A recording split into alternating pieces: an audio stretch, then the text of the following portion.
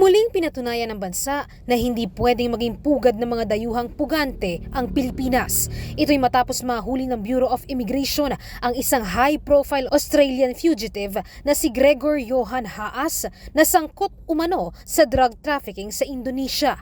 Noong Enero nagkaroon ng arrest warrant si Haas sa Indonesia dahil nahuli siya na sinubukang magpuslit ng 5 kilo ng iligal na droga through shipment sa naturang bansa noong December 2023. Pero bukod sa pagiging drug trafficker, hinihinala ding miyembro si Haas ng Mexican Sinaloa Cartel, isa sa pinakamalaking grupo na sangkot sa smuggling ng iligal na droga sa mundo dahil natuklasan ng mga otoridad na ang shipment ng droga ay mula sa Guadalajara, Mexico. Si Haas ay nahuli naman ng BI na nagtatago sa Bogos, Cebu noong May 15. Ayon kay Immigration Bureau Chief Norman Tansinco, nasa kustodiya na ng Camp Bagong Diwa sa Taguig City si Haas.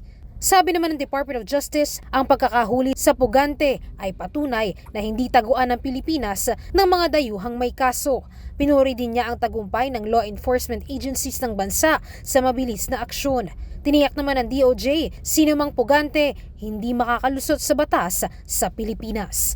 Luisa Erispe para sa Pambansang TV sa Bagong Pilipinas.